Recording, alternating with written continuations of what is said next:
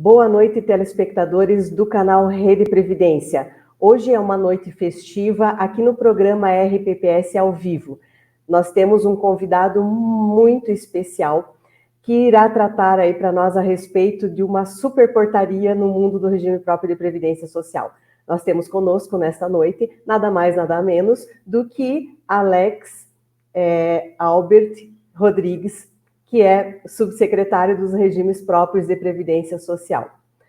Alex, é uma satisfação enorme tê-lo aqui. É um presente para nós aqui do canal Rede Previdência. E digo que é um presente porque eu vou me permitir fazer uma leitura muito rápida do seu currículo. Alex Albert Rodrigues, ele atua como subsecretário dos regimes próprios de previdência social desde 2019, faz parte do CONAPREV, que é o Conselho de Dirigentes dos Regimes Próprios de Previdência Social, coordenador-geral de atuária, contabilidade e investimentos no Ministério da Previdência, coordenador de diversos grupos de trabalho voltados à lei de responsabilidade previdenciária, voltados a procedimentos atuariais nos regimes próprios de previdência, e o cargo efetivo dele é de auditor fiscal da Receita Federal desde 1998. A formação é uma formação ampla. Graduado em administração, graduado em direito, técnico de edificações, tem especialização internacional em seguridade social, autor de várias publicações, as mais recentes artigos voltados ao regime próprio de previdência social, além de ser aí palestrante nesse mundo do regime próprio de previdência social. Eu me permito dizer, Alex, que felizes são os que podem tê-lo ao seu lado. Felizes os que têm você ao seu lado, porque é, sem sombra de dúvida, modelar alguém com uma experiência, com conhecimento ímpar. Além de ser aí dono de um carisma fantástico, que tem conquistado todos aqueles que estão no mundo aí do regime próprio de previdência social. Seja muito bem-vindo, Alex. Você está mutado o seu... Então, obrigado, Cirlei, obrigado a todos aí que estão nos assistindo. Não sou nada disso, tá? Que a Cirlei comentava, tá? Exagerou, né, Cirlei? Sou só um militante, tá? Um militante dessa área previdenciária, um militante que foi picado com essa mosquinha chamada regime próprio lá em 2005, e desde então tento contribuir aí para a gente fortalecer o sistema. A gente não sabe tudo, né? Nós vamos falar aqui hoje de uma portaria que a gente participou aqui da consolidação, participamos da organização, participamos também da revisão, mas não sabemos nem, não consigo explicar aqui para vocês todos que estão nos assistindo, todo o conteúdo que tem nessa nossa nova super portaria, dado que a gente consolidou aqui todos os aspectos, os parâmetros relacionados aos parâmetros gerais relacionados aos regimes próprios. Mas para a gente aqui eu representando a Secretaria de Previdência, aqui do Ministério do Trabalho e Previdência, é uma honra participar de um canal como esse, de uma forma que chega a vários colegas previdenciários do Brasil, uma forma aí da gente estar contribuindo para a capacitação, para a educação previdenciária, e também uma forma da gente estar aprendendo junto com vocês. É um presente para nós, com certeza, porque, vejam, geralmente nós temos, as pessoas tratam de assuntos específicos, então tem aquele que trata de atuária, tem aquele que trata da contabilidade, tem o que fala de investimentos, ou da auditoria, ou então aquele que é só legislação previdenciária, e com você, Alex, nós podemos ter tudo junto ao mesmo tempo. Né, doutora Thaís? Isso aí é algo... Pois é. Boa noite, primeiramente, pessoal da Rede Previdência. É uma grande satisfação estar mais uma vez aqui no nosso programa, tá? Principalmente ao lado da Cirlei e do Alex hoje, tá? Vamos aprender bastante. Então, vamos começar o nosso programa, tá? Mas antes, eu não posso esquecer de dizer que se você gosta do nosso conteúdo, se inscreve no canal da Rede Previdência, ativa o sininho de notificações, curte, compartilha o link desta live para levar informações ainda mais profissionais. É importante mencionar também que esse riquíssimo conteúdo está em um PDF mensal e gratuito, que é recebido se você faz parte do nosso clube de descontos. Aí eu vou te explicar. São 3 grupos no Telegram e 3 grupos no WhatsApp. Um sobre temas de RGPS, outro sobre temas de RPPS e um geral com todos os temas. E além desse conteúdo, no Clube de Descontos você também tem acesso a uma revista com o catálogo da nossa programação da Rede Previdência, dividido por tema, professor e com o link de acesso. Tudo isso para facilitar o seu estudo, sem falar também de um artigo maravilhoso por um expert todo mês nessa revista, tá? Então, vamos começar nossas perguntas, Sirlei. Então, vamos lá. Alex, nós sabemos aí que a portaria 1467 vem sido chamada como a super portaria, a mega portaria, como um momento aí extraordinário nesse mundo do regime próprio de previdência social. E nós sabemos aí que você vem acompanhando isso desde o início. Você consegue contar aí para nós como nasceu essa ideia, qual foi o objetivo, desde quando vocês vêm trabalhando nesse super projeto? Bom, esse realmente foi, nesse caso eu posso dizer, sem modéstia, que foi realmente um super projeto, mas um projeto construído, né, a várias mãos, com a participação de muitos atores importantes, tanto aqui, né, da nossa subsecretaria, quanto atores externos. Mas eu vou citar aqui que esse projeto teve duas vertentes. Primeiro, nós tivemos o decreto 10.139, um decreto aqui do Poder Executivo Federal, um decreto de 2019, observando os princípios da racionalização, da homogeneização, os princípios da eliminação de redundância, os princípios da consolidação, que é o principal, né? E de tornar os atos aqui do Poder Executivo mais próximos, né? A realidade, né? Hoje, assim, revogando, né? Ele exige a revogação de vários atos e a consolidação dos remanescentes, e também obriga que a gente analise os atos existentes e verifique aonde já tem redundância, aonde que a gente interpreta ou a gente coloca um conceito que está em dissonância com outro, de outro ato. Então, surgiu para cumprir este decreto de consolidação das normas aqui do Poder Executivo Federal, cada área ficou encarregada, teve um prazo, aí o decreto tem um prazo para cumprimento, mas surgiu também, mas o nascedouro disso, ou seja, o início dessa história até antecedeu essa exigência do decreto. O início dessa história é a emenda, né, a emenda 103, antes da emenda 103, já durante a tramitação, já começávamos a pensar quais as alterações que a gente vai ter que promover nos nossos atos. E aí, fizemos uma minuta, que é a nossa área aqui da CONOR, aqui da CGENAL, da Coordenação de Normatização e Acompanhamento Legal, fez uma minuta inicial, analisando a portaria 402, analisando a ON 02, e os atos, qual era o impacto da emenda para aqueles atos, e aí fomos discutindo com atores externos, né, com colegas previdenciários, dos conselhos, né, do CONAPREV, e depois do CNRPPS. Em 2020, fizemos um grupo de trabalho.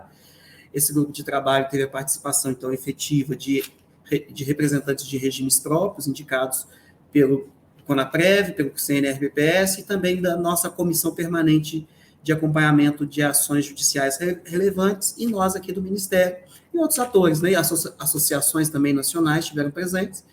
E aí foi feita uma minuta, de adequação da 402 e da ON 02, e se previu lá essa modelagem de anexos, né, um anexo que vai tratar das normas aplicadas aos entes, a serem aplicadas aos entes, ou esclarecimentos de normas a serem aplicadas aos entes que fizeram a reforma, e com as normas iguais, né, com os preceitos, com os requisitos iguais às da União, os entes ainda que não fizeram a reforma, e surgiu essa configuração que está nos anexos, e daí e depois nós fomos englobando as outras áreas, nos outros temas, e aí nasceu esse grande projeto, que é essa portaria 1467, de 2 de junho de 2022.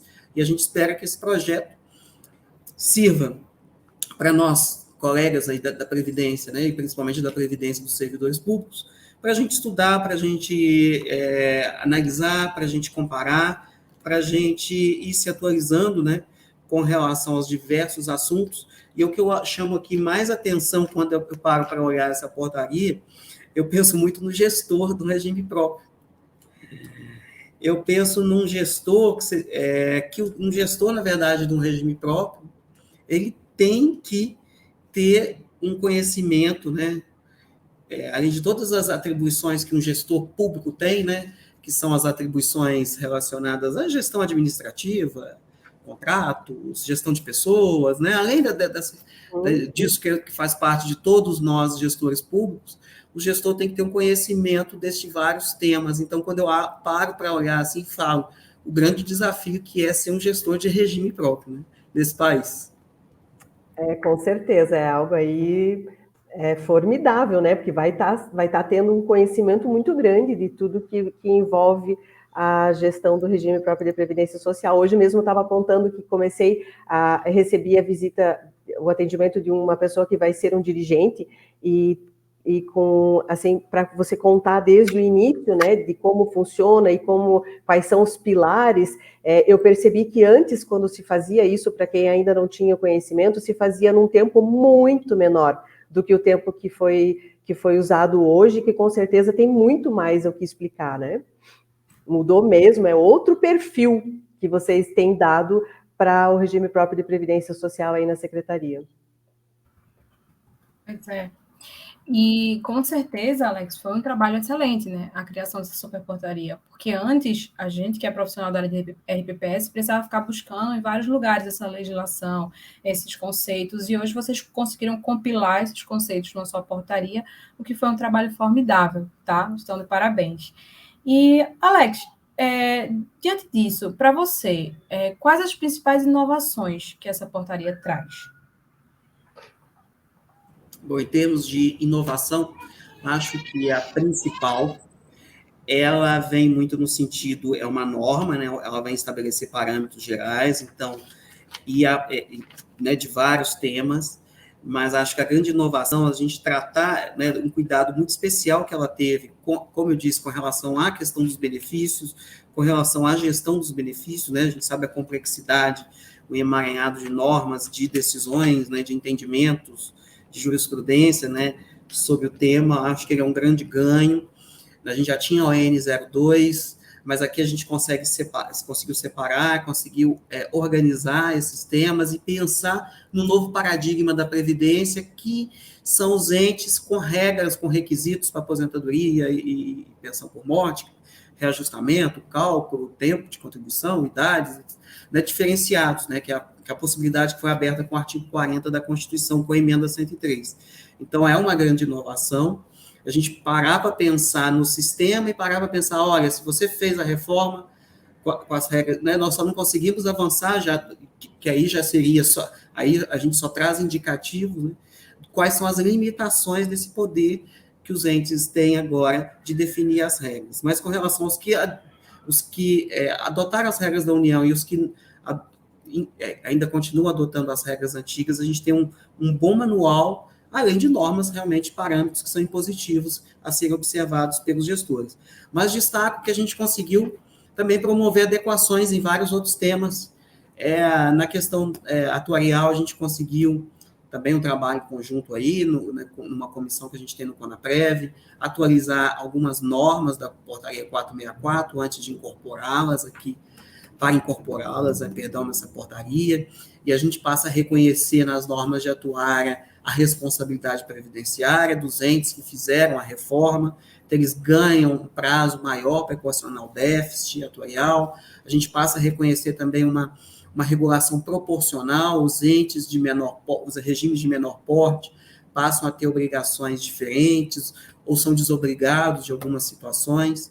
Então, você passa a ter essa visão que já estava implementada com o indicador de situação previdenciária, mas ela foi agora aprimorada com essa portaria. Na área de investimentos, a gente tem a regulação, enfim, dos empréstimos consignados, os entes federativos, os regimes próprios já podem aplicar seus recursos com empréstimos consignados para os seus segurados, né, um ganho aí da emenda 103, mas só agora a gente conseguiu viabilizar com essa regulamentação na 1467. Também temos regulação aqui, parâmetros com relação aos investimentos que permitem aí os entes, que não só aqueles que aplicam recursos em títulos públicos, mas também em ativos financeiros emitidos por instituições financeiras, que eles possam fazer essa marcação na curva, o que tem um reflexo atuarial interessante, que elimina a volatilidade das carteiras e o resultado atuarial. E a gente também tratamos aqui dos parâmetros difíceis, né, que vieram no artigo 9º da emenda 103, difíceis de interpretação, que são os limites de contribuição, quando o ente adota alíquotas progressivas, entre diversos outros temas que a gente poderia estar citando. Tá? Então, destaco esses, né, especificamente, mas destaco, né, e que ainda tem passado um pouco desapercebido, que nossa portaria 204, que era a portaria do CRP, se vocês pegarem lá o artigo 241, que vai trazer, né, o 241 traz o envio das informações, e depois você tem o 247, que traz os critérios para o CRP.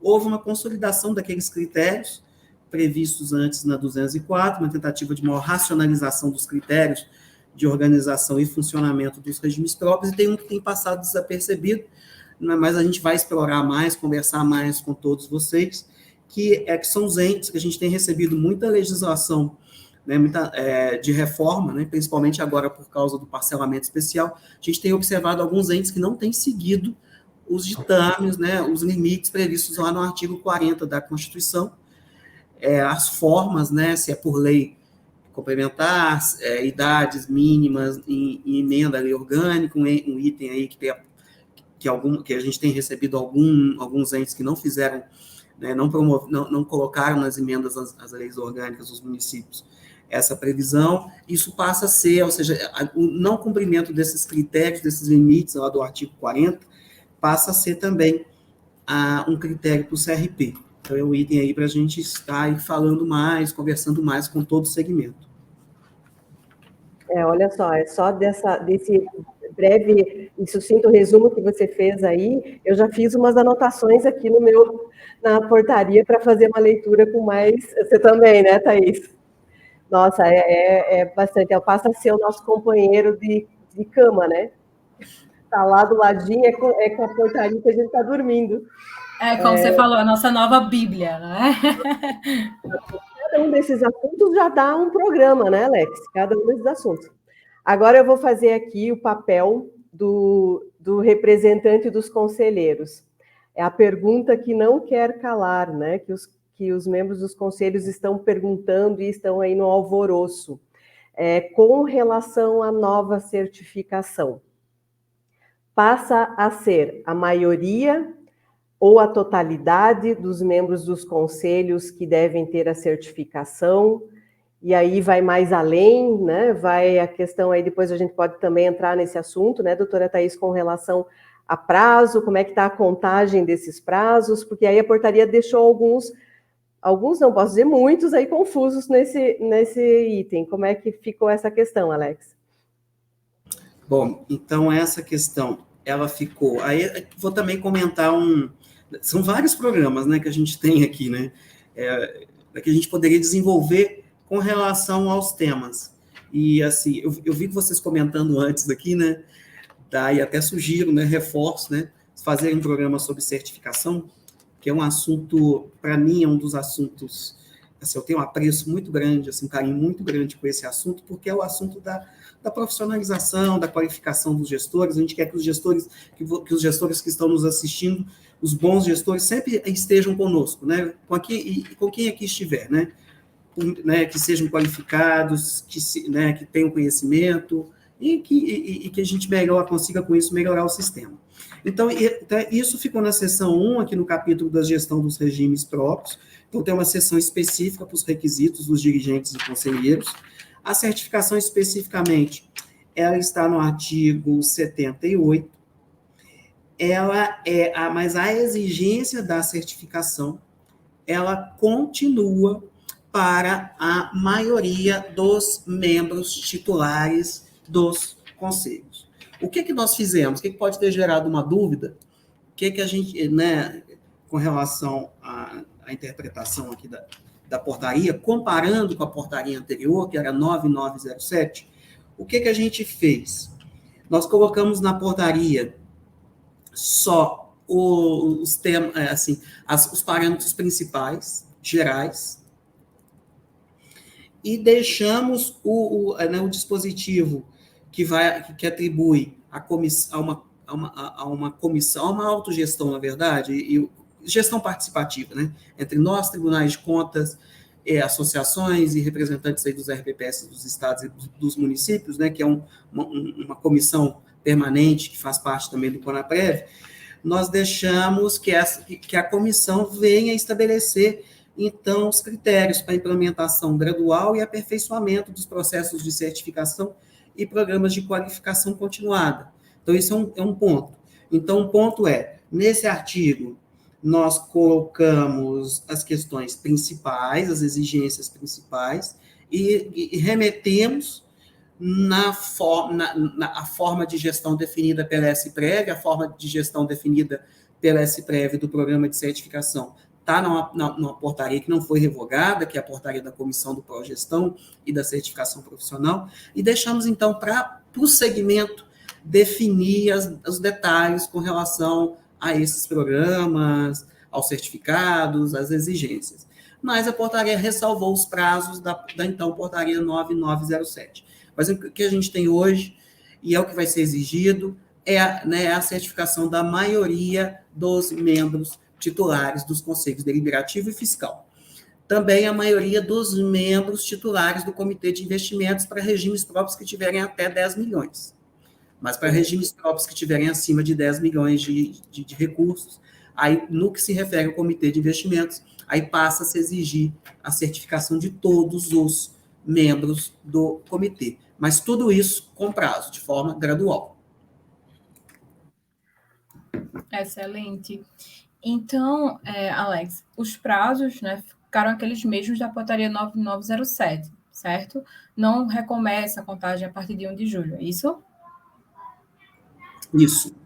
Nós fizemos essa engenharia lá no artigo 273, se não me falha a memória. Deixa eu achar se ele aqui. Não, é o 283, eu errei só por 10. É o 283, permanecem válidos para fins do CRP os prazos anteriormente previstos na 9907. E que prazos são esses? Aqueles prazos que passavam a contar a partir do primeiro reconhecimento da entidade certificadora que se deu em 1º de abril de 2022. Então, de forma resumida, quais são esses prazos? O dirigente máximo de um regime próprio, ele passa a ter exigência da certificação básica, da nova certificação básica, a partir de 1º de abril de 2023.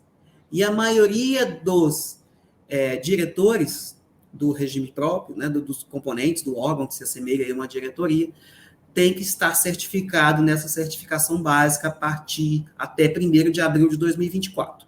Então, 1º de abril de 2023, o dirigente máximo. 1º de abril de 2024, a maioria dos diretores ou cargos assemelhados de um regime próprio. Mas lembrando que se o dirigente já tiver certificação, as certificações antigas, né, já tiver obtido essa certificação antes de 1º de abril de 2022, essa certificação vai até, né, tem um prazo, é reconhecida até o seu prazo de validade. Então, essa é a principal informação. Tá? E quem já era empossado até 1º de abril de 2022 vai ter esses prazos. E aí, falando dos conselheiros, dos membros dos conselhos, maioria dos membros titulares, né, dos conselhos deliberativo e fiscal, 1/3 dos membros até, né, nessa certificação básica, até 1º de abril de 2023, e o restante da maioria até 1º de abril de 2024. Lembrando que valem todas as certificações que foram obtidas até 1º de abril de 2022, até o prazo de validade dessas certificações. Se forem empossados a partir de 1º de abril de 2022, a certificação é exigida no prazo de 1 ano a contar da data da posse, se tiver mandato de 4 anos ou mais, e se for inferior, né, se não tiver mandato ou for inferior a 1 ano, ao prazo é de 6 meses para obter a certificação. Então, lembrando aqui que é o dirigente máximo, maioria dos diretores, maioria dos membros titulares dos conselhos. Então, isso é um alerta muito importante, né, Alex? Porque alguns conselheiros e dirigentes podem estar estendendo esse prazo só hipoteticamente, né? Porque pensa que o prazo começa a partir de 1º de julho, como se ele estivesse recomeçando um prazo novo, né? Então, muita atenção, porque os prazos continuam sendo os que já eram, né? Então, não tem aí como ficar alegre pensando que vai ter mais um tempo para estudar, né? Vai lá fazer a prova. Alex, nós temos uma pergunta aqui da doutora Rosana Seger, que é exatamente a pergunta que eu iria fazer agora na minha lista aí, que é com relação àquilo que nós conversamos, Alex, lá no evento da BIPEM em Fortaleza, por conta daquela situação dos gestores de recursos que não têm curso superior, né? E a portaria acabou não trazendo uma regra de transição para essas situações. Você consegue falar a respeito, então, se já tem um prazo previsto para isso? Como é que vai ficar essa situação? Porque tem gestores de recursos, principalmente de RPPS menores, que ainda não têm curso superior, eles estão aí aflitos com essa situação. Sim, Cirlei e Thaís, e a Rosana, né, que está aí nos assistindo, é a mesma regra que tem hoje no manual e na portaria anterior, né, no 9907, quando passou a exigir o curso superior para o dirigente máximo do regime próprio. Na verdade, ali, quando a gente... fazendo assim, só um breve comentário sobre a 9907, como nos escapou naquela época, assim, né, da questão do gestor de recursos, ele ser também, né, daquele responsável pela aplicação de recursos no regime próprio, ele tem uma responsabilidade enorme, e, na verdade, ele é um dirigente, né, porque ele que conduz aí os investimentos do regime próprio, das reservas, da aplicação dos recursos, e a gente acertou essa situação aqui na portaria nova, incluindo o gestor de recursos nessa exigência. Mas, para formalizar essa questão, né, na próxima reunião da comissão, agora em julho, a gente vai estar incorporando, a comissão vai estar incorporando esse esclarecimento no manual da certificação profissional, vai ficar, né, para ser publicado no nosso site, mas é essa orientação que a gente dá, já fazendo essa análise, essa interpretação da legislação, que inclusive foi uma interpretação que foi feita pela PGFN à época da 9907, assim, né, de entender que ela vai, nesse caso, como é uma questão muito, pessoal, né, pessoal mesmo, algo pessoal, você ter o curso superior, que o entendimento é que deveria valer para os novos, para quem tomasse posse, fosse empossado depois daquela portaria. Então, o entendimento é quem for tomar posse a partir desta portaria. A partir de 1º de julho, então, né? E os atuais com essa possibilidade aí dessa regra de transição após a reunião de vocês, é isso, né? Lembrando que se ele for reconduzido, que é o que está lá, se ele for reconduzido, e se houver interrupção nessa atribuição dele como gestor de recursos, aí ele passa a ser obrigado a ter o curso superior. E é em qualquer área, tá? Assim, é em qualquer área, o curso superior. Também já me perguntaram isso. Se a gestor de recursos tem que ter formação em economia, né? ou em administração. Não, qualquer curso superior. A gente não conhece aí diversas... Né, porque a norma assim prevê, e também que a gente conhece aí muitos ótimos profissionais do mercado, mesmo participantes do mercado, que têm diversos tipos de formação.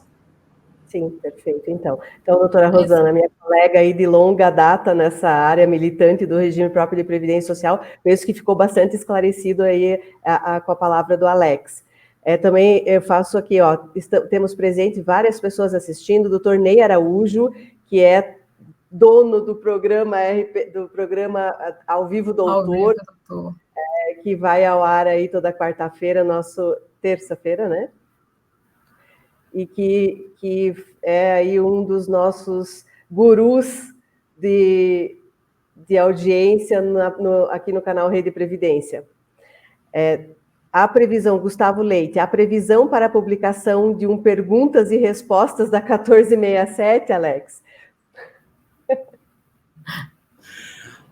Olha, você sabe que até vou dar um spoiler aqui, nós tivemos muito trabalho. Na verdade, eu fiz esse compromisso na live que a gente participou da ANEPREM, que não deu lá para responder um monte de pergunta que foi chegando durante aquele programa. E aí eu falei, olha, eu me comprometo aqui a colocar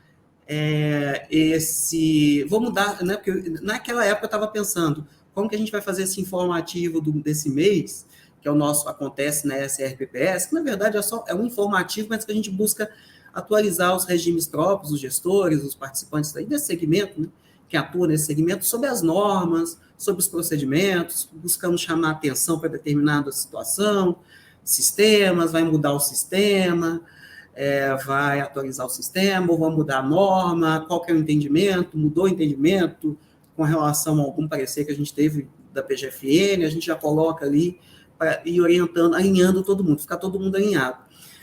E aí, naquela hora, eu falei assim, nossa, sabe que aí pode ser uma oportunidade? Porque eu estava sem ideia, assim, porque a portaria é muito extensa. Como que a gente ia abordar essa portaria dentro do nosso informativo? E aí, essa próxima edição, agora no mês, né, que vai ser publicada até o final dessa semana, a gente já vai ter perguntas e respostas. Peguei as perguntas lá da NEPREM, dessa live da NEPREM, e as que me foram feitas lá no IBA, Instituto Brasileiro, que também fez uma live. E as que eu não consegui responder, eu fui adicionando ali. E, inclusive, as que a gente também responde, né, que eu respondi, que a gente respondeu, eu também adicionei para servir aí de orientação, de guia inicial aí, com relação a essa portaria. Fantástico. Olha realmente, aí que interessante, né? Eles não dormem em serviço mesmo, né? Pois é uma ótima informação, né? Gustavo Leite, que é um ótimo professor sobre certificações, tá? Vai ser bem interessante ter esse informativo. Alex, a portaria 1467, ela trouxe algumas novidades sobre a emissão de CTC. Você poderia falar um pouquinho a respeito desse tema? Acho que um tema que foi objeto, né, daquele grupo de trabalho que eu comentei, que foi instituído em 2020, né, esse grupo de trabalho, que debateu a OEN, as normas, os parâmetros aqui de benefícios. Então, ela deixou mais claro uma situação que tem gerado também muitas perguntas, que é com relação a uma possível ausência de emissão de CTC sem a comprovação do recolhimento da contribuição previdenciária. Né? Tem causado aí, a gente tem lá um dispositivo, não vou lembrar qual que é esse dispositivo aqui de cabeça, aqui na portaria, mas tem nos chegado essa pergunta, mas o que acontece? Ali é só uma exceção, a regra é CTC, a emissão de CTC tem que ter tempo de contribuição. E a gente tem lá a Lei 8.213, né, no artigo 96 dela, que fala e que veda, né, a emissão de CTC sem a comprovação da contribuição efetiva. Mas ela excetua ali o segurado empregado lá do regime geral. E depois também tem uma situação específica ali em relação ao contribuinte individual, que tem um marco ali com relação ao contribuinte individual. Mas, na verdade, fazendo esse introito só para dizer que esse esclarecimento, depois eu procuro aqui, que está na portaria, ele diz respeito àquelas situações em que o ente... tem situações, as principais situações nós temos a época... regimes próprios que foram instituídos, né, sem contribuição, sem prever contribuição, a gente tem esse passado lá antes da emenda 20, e a gente tem também uma questão, né, que é quando a obrigação de reter a contribuição e repassar para a unidade gestora é doente. Então, pode também ocorrer a mesma situação que ocorre lá com o regime geral, que aí o segurado ele não é prejudicado, vamos dizer assim, com relação à contagem desse tempo. Mas é só uma exceção. A regra, né, é só para esclarecer algo que que já ocorria. A regra é CTC, certidão de tempo de contribuição. Essa é a regra vigente. Né? É a regra geral, vamos dizer assim. E essa é a diretriz, né? E por isso que nós tivemos aí todo esse passado das reformas constitucionais para trazer os regimes próprios, né, trazer a previdência do servidor como um sistema contributivo, como um regime de fato previdenciário. E a outra mão também vale aqui, né? Porque as CTCs vindas do INSS também precisam ter lá suas contribuições na relação de contribuição. Tanto é que tem um artigo lá na emenda 103 que considera nula de pleno direito, essa é a expressão, né? Nula, os benefícios das aposentadorias concedidas sem a comprovação do recolhimento, né? Alex, agora eu vou entrar aí numa esfera que é a esfera que você conhece léguas e léguas e léguas de distância de mim, que é a área tributária.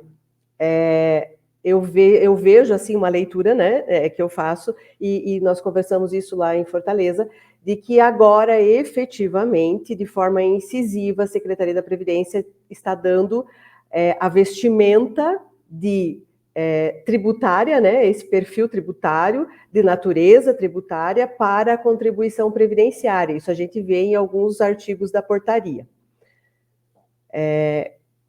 Discorra aí, por favor, para nós a respeito desse assunto. Bom, esse assunto é um assunto que nós tivemos que enfrentar aqui durante né, eu falo bem especificamente, esse assunto foi objeto de conversas com a nossa procuradoria, então nossa consultoria jurídica era prestada pela PGFN, né, Procuradoria Geral da Fazenda Nacional.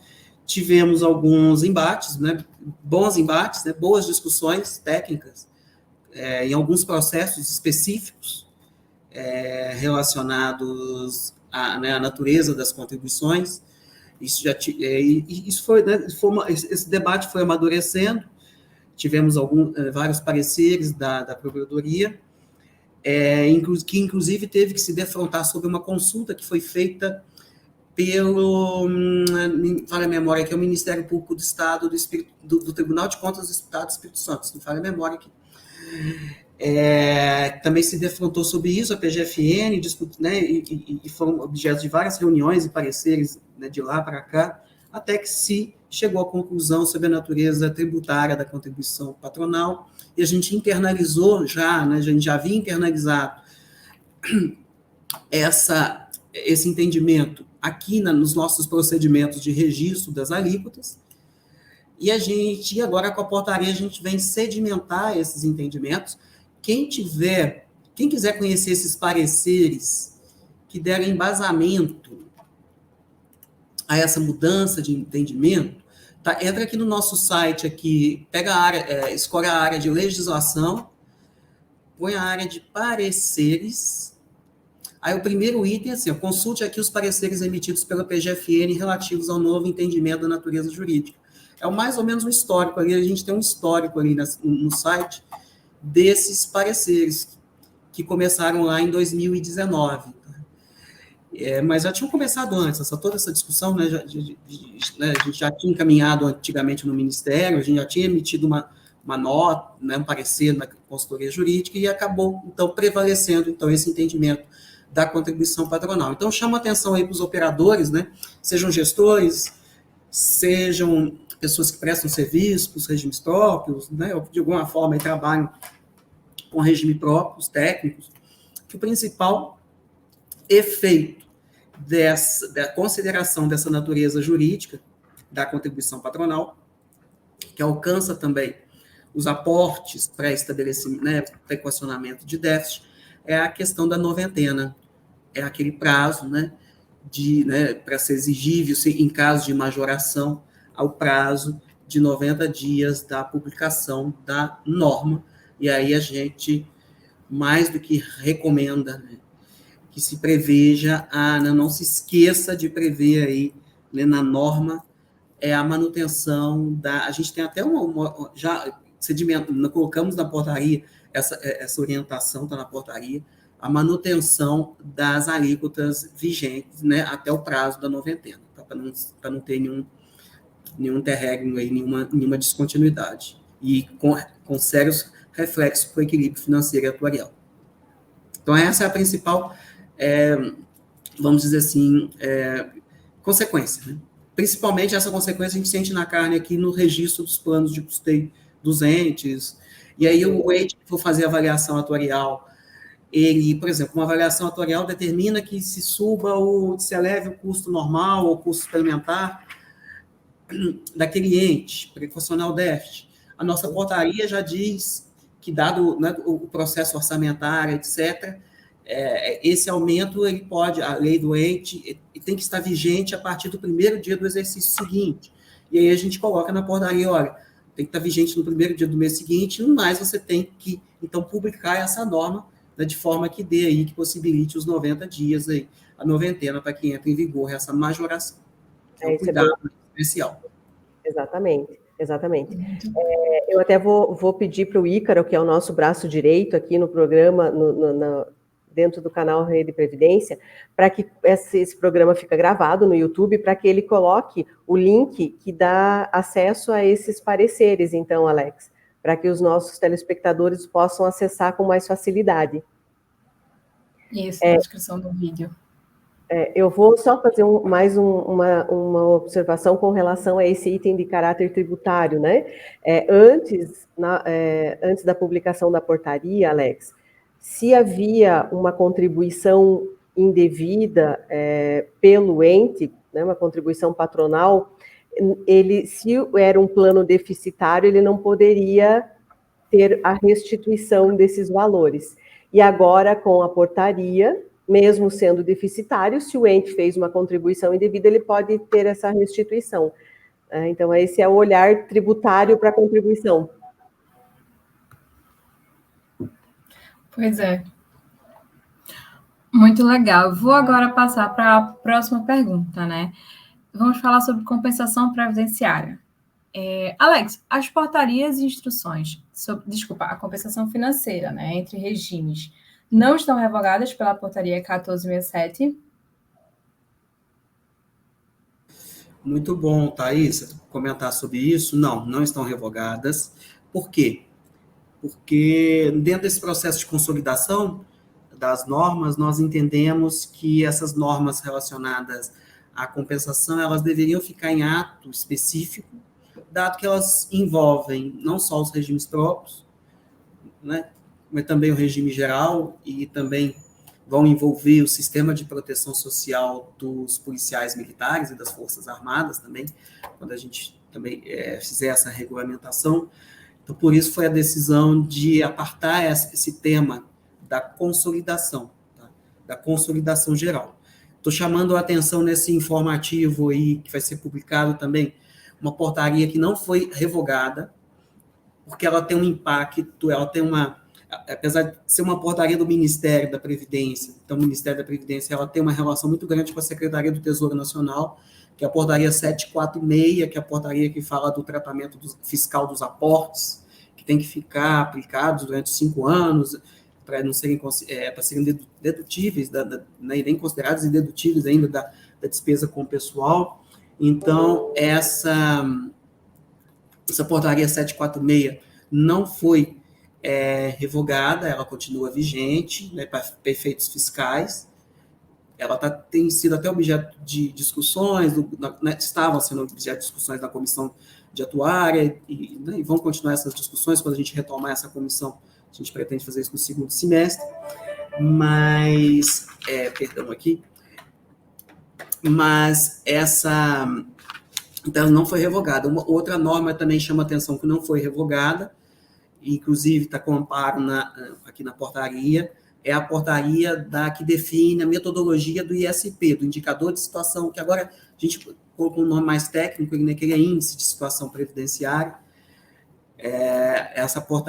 A portaria regula o indicador, o índice de situação previdenciária, as normas gerais, os parâmetros gerais para esse indicador, só que a metodologia é definida pela SPREV por meio de uma portaria que, não falha a memória aqui, é a 14772, que ela continua vigente, então a metodologia do ISP continua vigente. Tá? Então, eu me lembrei dessas aqui. E a outra que não foi revogada é uma que eu já comentei, não vou lembrar o número dela aqui de cabeça, mas está aqui na minha frente, né? A gente esquece que existe aqui a internet, né? E que a gente tem todas as portarias aqui no nosso site, que é a portaria da Comissão do Progestão. Essa última portaria da Comissão do Progestão, que está aqui, mas não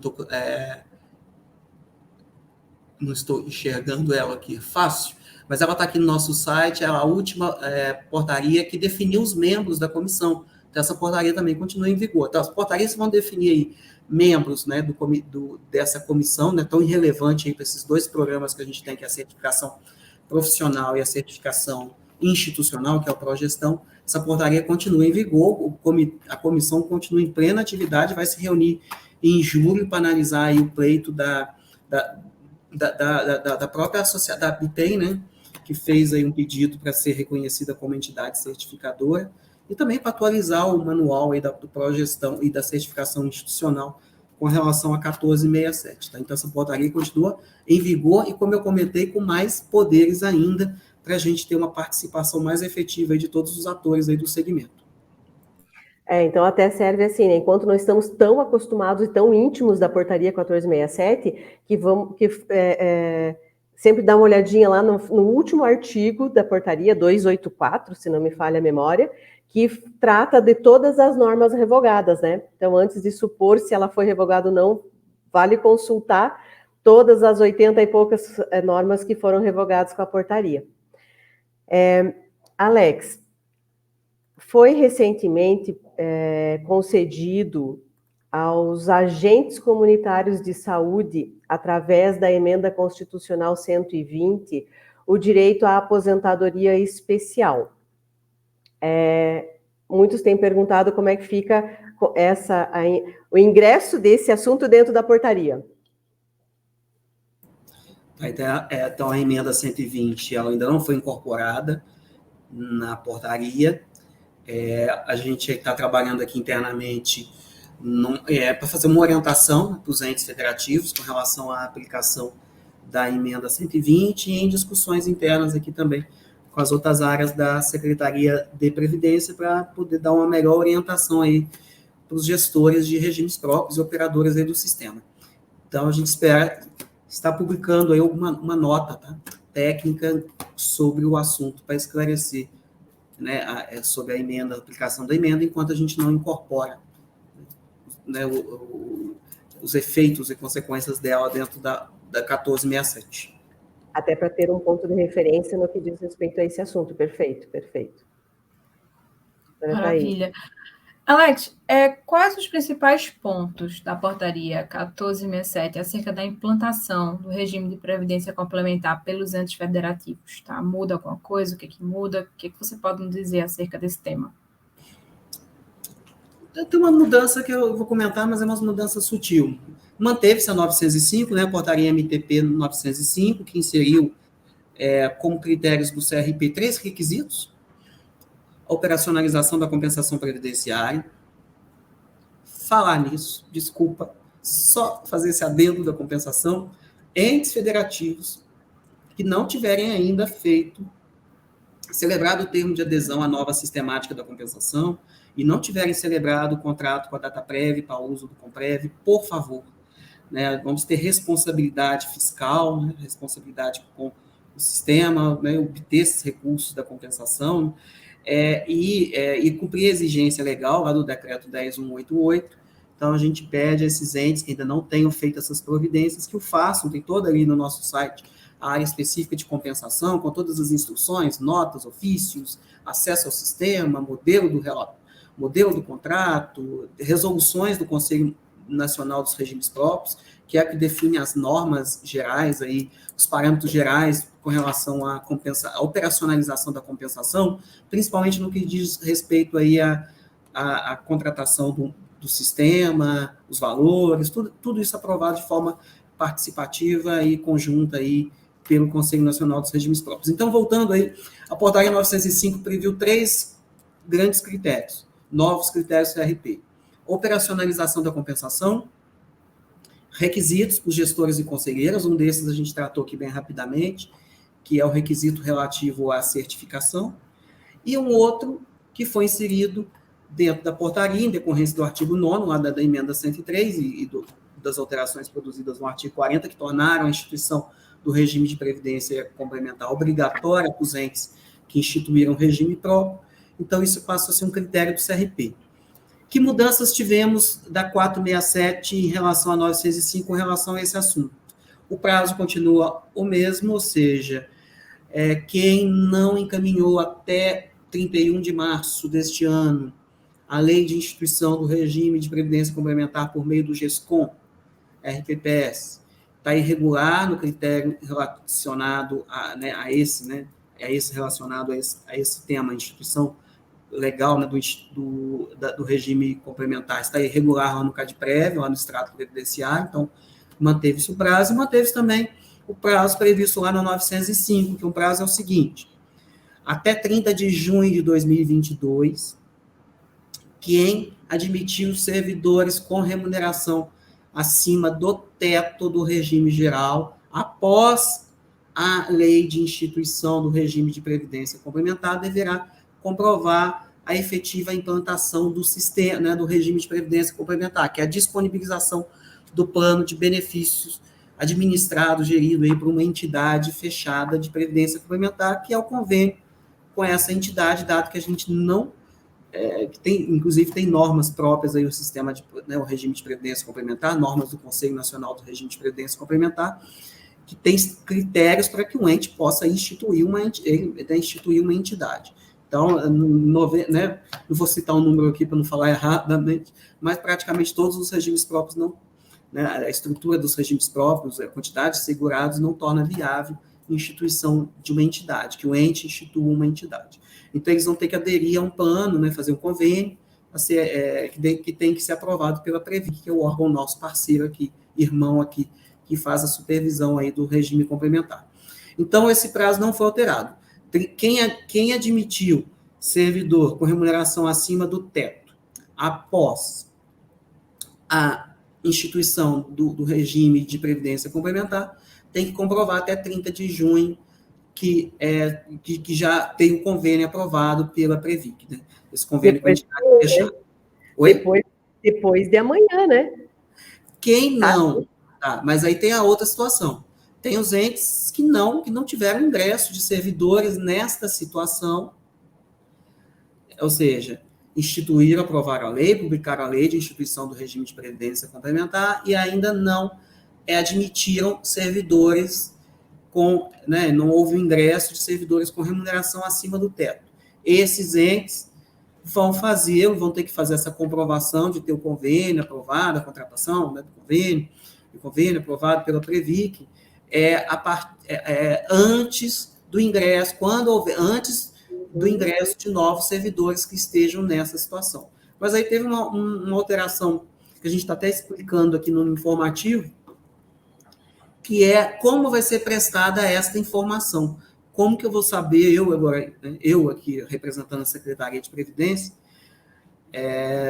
vou saber se o ente admitiu ou não servidores com remuneração acima do teto do regime geral e, portanto, após a instituição do regime de previdência complementar, ou quando vai admitir. Essa informação vai ser prestada no DIPR, tá? No nosso demonstrativo de informações previdenciárias e repasse. A gente não quis criar. Na portaria 905 previa-se uma declaração por meio do GESCOM. A gente achou não muito eficiente, não sei se a palavra está boa, eficiente aqui. A gente não achou muito boa essa solução. Nós, que eu estou falando, secretária de Previdência, né, a subsecretaria do Regime de Previdência Complementar, que hoje é conduzida pelo nosso colega Narlo, né, Gutierrez, entendeu que não era uma solução melhor. A gente partiu, então, para uma informação no sistema, então vai ser agora, por hora, informada no DIPR, da competência julho e agosto de 2022, a partir de 1º de julho. Então, que é o DIPR de julho e agosto de 2022, cujo prazo para envio deste DIPR é até 30 de setembro de 2022. Então, a gente vai começar a capturar essa informação a partir do DIPR de julho e agosto, cujo prazo de envio é até 30 de setembro de 2022, de quem admitiu servidores com remuneração acima do teto após a instituição do RPC, e a gente vai confrontar com os dados que são disponibilizados pela Previc, dos entes que já estão com o convênio aprovado. São muitos prazos e são vários detalhes, né, em várias esferas aí que o pessoal precisa ficar antenado, porque senão vai deixar passar, né? E está dado o recado, né, Alex? Atenção aos prazos. Alex, vamos aí dar um presente para os prefeitos, para os dirigentes e para os atuários no que diz respeito ao cálculo da taxa de administração, que você já disse no início, né, que é uma das grandes mudanças aí da portaria. Vamos aprofundar mais esse assunto?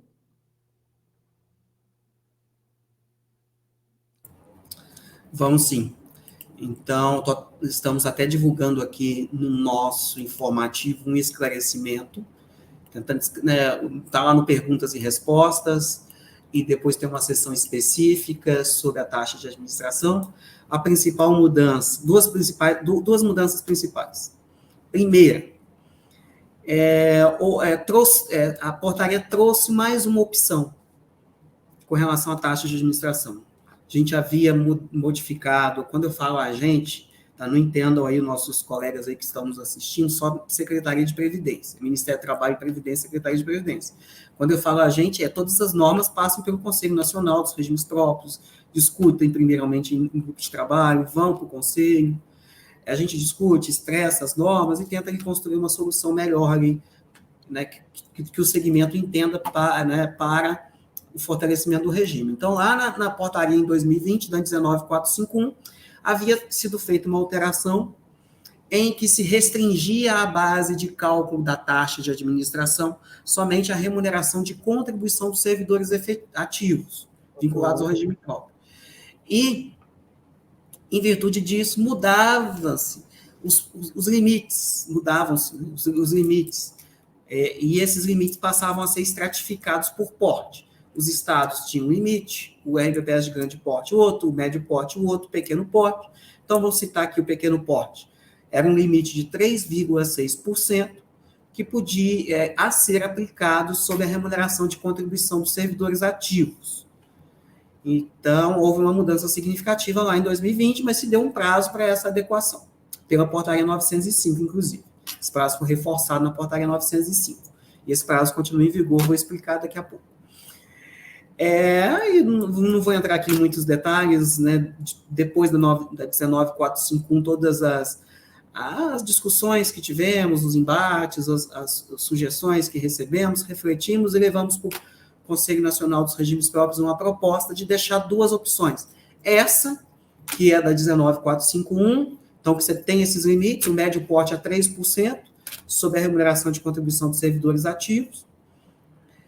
Então, diferente do limite anterior, que era 2% sobre a remuneração bruta dos servidores ativos, aposentados e pensionistas, e levamos lá a opção, vamos deixar uma opção de manter a remuneração bruta dos servidores ativos, aposentados e pensionistas, só que aí calibramos aqueles percentuais que eram de 2% da norma anterior, que estavam lá no artigo 15, antes da 402, antes da 1945, da portaria 19451.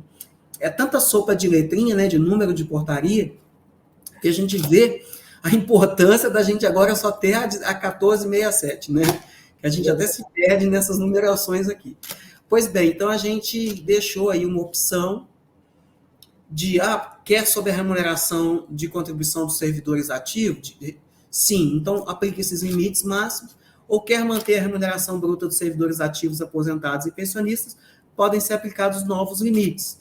Para o médio porte, foi para 2,3%, e para o pequeno porte, 2,7%. Vou citar esses dois especificamente.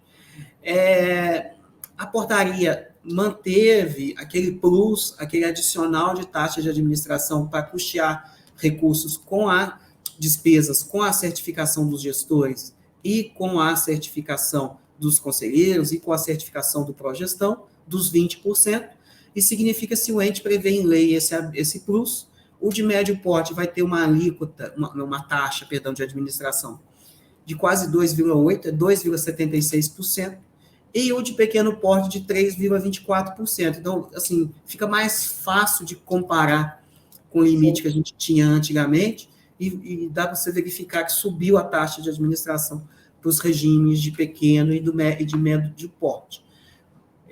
Foram impactados os regimes de grande porte e os estados, porque a taxa reduziu, o de grande porte é 1,7%, os estados 1,3%, mas com plus, por exemplo, os 20% do grande porte chega a mais de 2%, 2,04%, mas só lembrando, então, finalizando aqui, quem for de grande porte e de estados que tem uma preocupação, e ainda não havia se adequado aos limites da 19451, que tem que ter aí uma preocupação maior com relação ao cumprimento, porque dessa exigência, porque quem é de pequeno porte e médio porte, se quiser manter os 2%, quiser alterar em outro ano, quiser colocar o plus, né, esse adicional no outro ano, pode fazer, pode manter. Agora há pouco tempo, pode mudar agora também, se quiser. Pode mudar agora também, se quiser. Então, fica muito aí na decisão dos gestores, aí, junto com o prefeito, os gestores aí, os conselheiros do regime próprio. Então, atenção especial só para os grandes portes estados, que tem que adequar sua legislação. Se não, quem ainda não tinha adequado a 19.451, pode escolher entre os limites da 19.451 ou manter esses limites com a remuneração bruta, mas aí tem que adequar durante o ano de 2022, porque esses limites, conforme o parágrafo único do artigo 3º, lá da 905, continua vigente, por causa do artigo 283 que a gente comentou, ele também mantém vigente os prazos 905, e na prática significa que a gente vai olhar esses limites para os estados e para os de grande porte a partir de 2023. Mas lembrando aí que esses estados, esses regimes próprios de grande porte e estado, eles, a maior parte deles tinham um limite de 2% na norma, mas não usavam, né, todo esse limite, dado que o valor, né, da remuneração bruta dos ativos aposentados e pensionistas. Mas é um ponto de atenção aí para esses entes. E a outra coisa, só finalizando, para a gente finalizar, é com relação à forma de financiamento da taxa. Também, não vou contar aqui toda a história, mas posso dizer que a norma que a gente fez, que obrigava que, junto, né, com o conselho, discussões com o conselho, etc., e que foi aprovada anteriormente, obrigava uma forma de financiamento da taxa de administração que a gente chama por dentro das contribuições, embutida nas contribuições, ela passou a ser obrigatória com a 19.451, mas dava o prazo para adequação. Agora a gente também propusemos ao conselho e foi deliberado de que o ente escolhesse a melhor forma de financiar e constituir a reserva administrativa, ou seja, da forma que estiver prevista em lei. O importante é que esteja financiado, ou seja, que tenha o devido financiamento, né, para que não ocorra descapitalização do regime, mas vai ser da forma prevista na lei do ente. Se é por dentro, se é por fora, se é por meio de aporte, se é interferência financeira, se é por meio da assunção das despesas, da forma que o ente entender, desde que respeitado aí os limites. Essas novas deliberações da Secretaria, eu ouso dizer que a Secretaria da Previdência saiu aí do papel de pai e assumiu o papel de mãe, né? Dizendo assim, vamos dar um jeito, vai dar certo, né? Vai lá e pede para a mãe que a mãe vai resolver. Então, aí, nesse momento, vocês assumiram o papel de mãe e os entes estão muito agradecidos por isso. Pois é, vamos ajudar, né? Vamos passar a mão, vamos ensinar, pega aqui da minha mão e vamos juntos. Alex, o artigo 70 da ON 02 foi transcrito pela portaria 1467. Se não houver carreira para o cargo na lei local, como fica o direito às regras de transição para quem não fez reforma? Espera aí, que nesse caso aqui, eu vou pegar minha cola aqui, porque a gente está, inclusive... Então, foi tirado, né, esse grupo de trabalho que eu comentei, que elaborou, que revisou a ON e a portaria 402 e estabeleceu nela as regras, né, de benefícios, os parâmetros para benefícios. Na época das discussões, eu acompanhei algumas dessas discussões, né, desse grupo, fiquei lá escutando, né, as diversas interpretações, diversas repercussões, entendeu naquela época, né, que não eram necessárias, dadas assim, as diversas formas, né, que haviam com relação a essas formas, né, essas carreiras, né, nos estados. Você tinha situações específicas nos estados de determinadas carreiras, e nos municípios entendeu pela não necessidade de colocar, de transcrever, né, de consolidar esse tema para a portaria. Mas a gente está achando por bem de orientar, né? Deixa eu pegar minha cola aqui, com relação à orientação desse tema. Que a gente até vai propor. com deficiência. A gente vai propor uma reinserção desse tema na portaria, no sentido de ficar claro que, na hipótese de o cargo em que se der a aposentadoria não estar inserido em plano de carreira, que o requisito do tempo de carreira deverá ser cumprido no último cargo efetivo, tá? Para não ter, para dirimir aí as dúvidas, porque a gente, a questão da regulação, ela tem uma questão, um viés que a gente nunca pode deixar de observar, né? Que a gente, às vezes, tem que se atentar para eles. Porque se a gente tira algo da norma, fica parecendo que possa ter mudado o entendimento, quando, na verdade, se chegou à conclusão que havia algumas situações específicas e que a norma não contemplava todas, mas essa aqui que é a básica, né, assim, a gente vai tentar reinserir na portaria, né, e é a orientação que a gente tem dado. É um artigo, o artigo 70 é um artigo muito importante, né, na ON 02, crucial aí para a escolha das regras de transição. O Cristiano está pedindo, Alex, para você dizer qual é o número do informativo que vai sair amanhã. O Cristiano, ainda não é amanhã, a gente vai tentar até o final do mês, né, para a gente publicar esse informativo. Esse informativo, Cristiano, nos ajude aqui a divulgar o nosso informativo. Vou te passar o link, a gente manda por mala direta,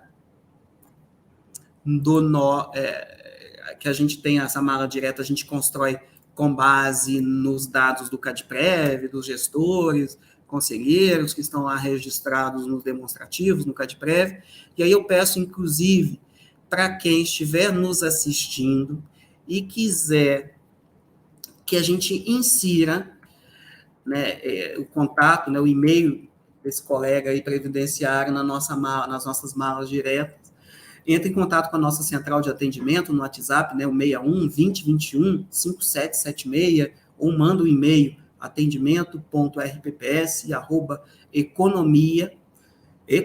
Nossos e-mails são todos ainda economia, tá? Se tem dado uma confusão, @economia.gov.br, e pede, me inclui na lista, na mala direta, que a gente inclui vocês, tá? Mas esses informativos a gente publica no nosso site, todo mês. Passei o link aí, Cristiano, para você, ajuda a gente aí a difundir mais o nosso informativo. É um compêndio, tá? Das principais informações, principais atualizações em linguagem, a gente tenta fazer em linguagem mais direta, né, do que está na norma, mais simples, para que seja melhor compreendida, né, pode ficar até redundante em alguns casos, mas a gente fica frisando os recados, né, que a gente dá para o segmento. Então, está aí, tá, o link. Se a rede puder ajudar a difundir, a gente agradece muito. Eu vou até pedir para o Ícaro colocar, quando ficar gravado, para colocar na descrição desse vídeo, inclusive o telefone, que é o telefone do WhatsApp, para solicitar a inclusão. Isso, o e-mail também. Eu já vou pedir a minha inclusão. Já está adiantando aí o Ícaro. Alex, o Ricardo está fazendo uma pergunta com relação à preparação acerca da certificação, né, quando vai prestar a prova. Se há algum material esquematizado e comentado que tenha sido elaborado pela Secretaria disponível no site da Secretaria, ou o estudo deve se dar apenas por meio da portaria ou da lei seca, ele pergunta. Ricardo, é até um projeto da comissão da certificação, elaborar uns materiais didáticos com relação ao conteúdo. O primeiro passo até foi dado no próprio manual, tá? Eu acompanhei algumas dessas reuniões da comissão, embates, né, bons, né, visões boas, né, que acabaram meio que conflitantes, mas acabaram caminhando no sentido que até uma forma que hoje eu vejo que causa um pouco de polêmica ainda.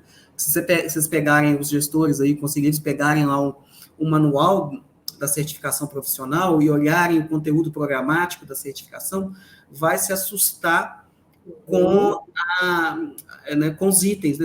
Né, ali a comissão, acompanhei essa decisão, né, não voto na comissão, quem vota são só os membros, só acompanhei essas discussões, lá entre os tribunais, entre nós, entre os gestores de regimes próprios e associações.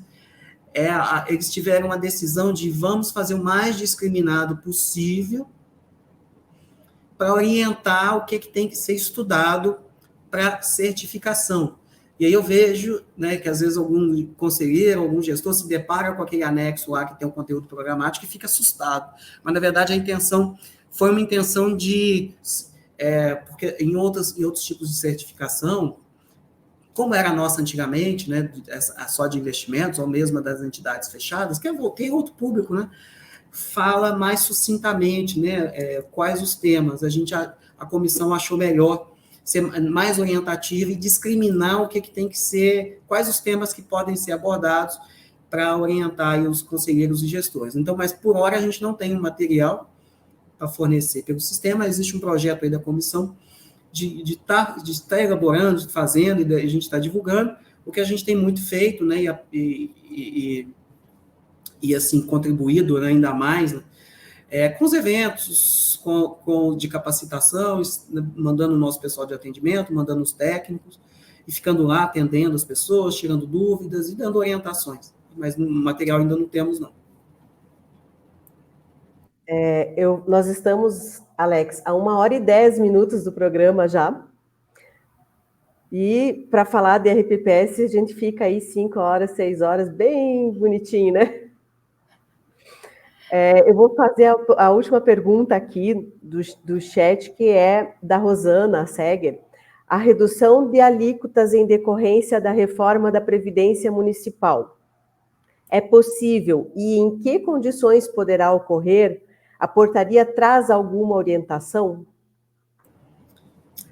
Cirlei, eu fui olhar aqui, a gente não pode, né, abrir o WhatsApp, que eu fui o Zé Wagner, que nosso chefe de atendimento está me chamando a atenção, que eu errei o número do telefone, que é o 61 2021 5555, tá? Aí eu fui olhar isso e não prestei atenção na sua pergunta. Você falava de alíquotas? Só vamos repetir, 61 2021 5555. Ok, pegou lá, né, Ícaro? Então, eu vou repetir. A Rosana pergunta a respeito da questão das alíquotas para quem faz a reforma. Redução de alíquotas em decorrência da reforma da Previdência Municipal. É possível e em que condições poderá ocorrer? A portaria traz alguma orientação? Sim, é possível. Eu falei lá no início que os entes que fizerem a reforma vão ter um prazo mais alongado para equacionar déficit atuarial. Esse prazo vai até 2065. Só em decorrência dessa questão, desse alongamento do prazo, já é possível, com isso, e conjugado com outras regras que estão estabelecidas aqui na portaria, se reconfigurar os planos de equacionamento do déficit, o que vai gerar, claro, uma maior dispersão, né, dessas alíquotas. Tá? Então, as alíquotas, eu já vi até estudos de impacto, assim, de atuários que já pegaram a portaria, já fizeram com o ente um cenário que realmente ela causa, então, provoca, né, pode provocar, né, redução no plano de custeio, se assim for a decisão do ente federativo. E aí, atenção na questão da redução do plano de custeio, são os critérios básicos, deixa eu achar aqui qual que é o artigo da redução do plano de custeio, é o 65, tem que estar fundamentado na avaliação atuarial, tem que garantir a constituição de reservas para o cumprimento. Aqui também já é uma mudança, né? Eu nem estou citando, até no IBA esqueci de citar isso.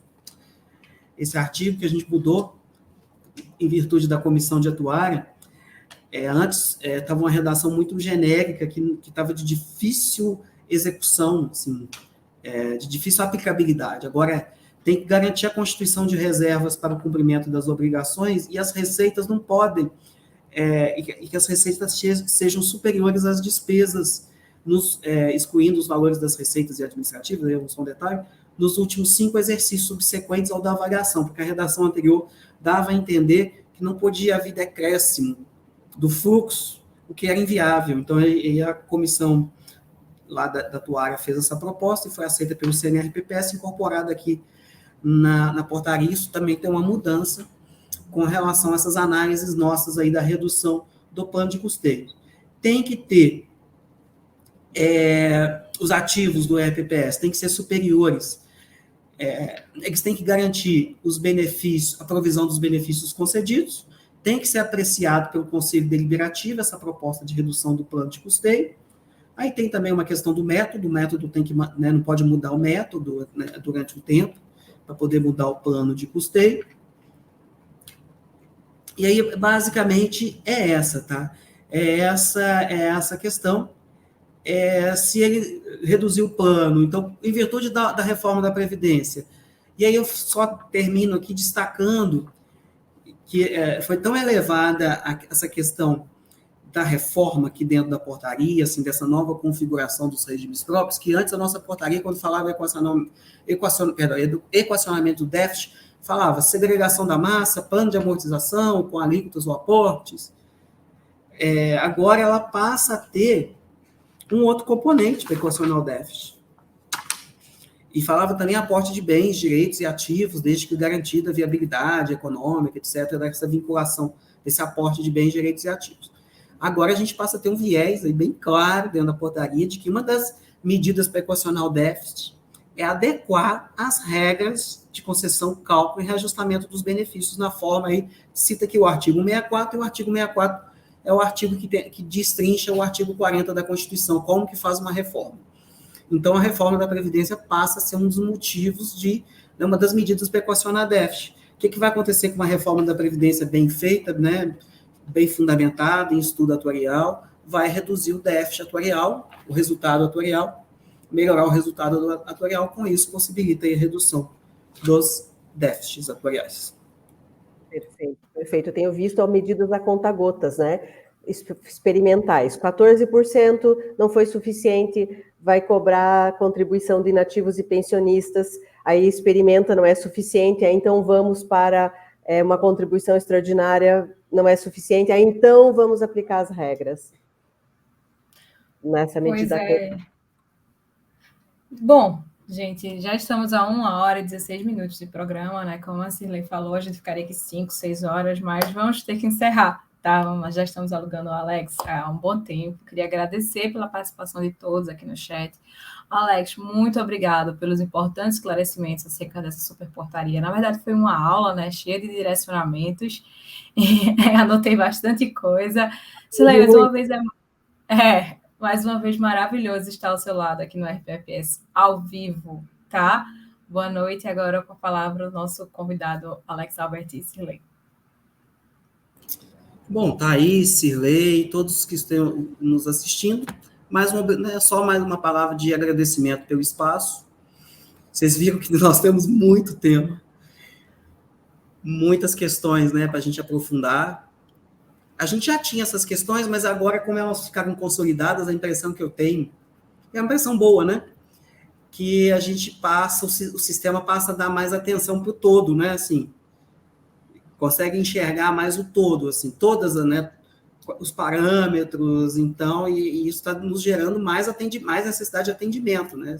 Aumentou o nosso atendimento, o meu WhatsApp aqui, as conversas com todo mundo que vem aqui, e também nos eventos de capacitação. Então, a gente nota que houve essa mudança, assim, está todo mundo com os artigos, isso aqui, então, eu acho que esse todo está fazendo muito bem para o nosso sistema, e é claro que não é uma portaria perfeita, né, um ato perfeito, está sempre sujeito a correções. Aqui, quando a gente publicou, a gente viu alguns probleminhas que tivemos na publicação, alguns errinhos, algumas coisas, né, que já são necessárias, né, assim, nesse aprofundamento, assim, nesse aperfeiçoamento, né, da redação, para deixar mais claro, mas acho que é, assim, um importante avanço.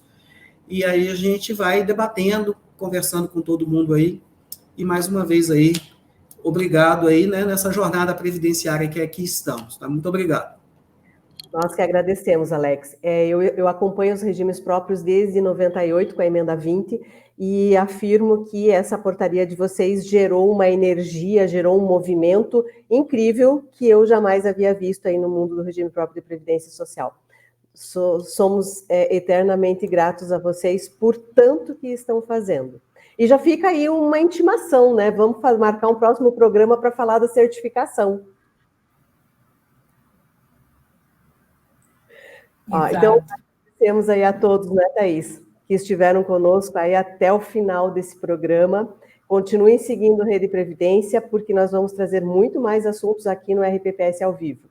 Um abraço a todos e uma excelente semana. Alex, Boa noite. Boa noite. Boa noite.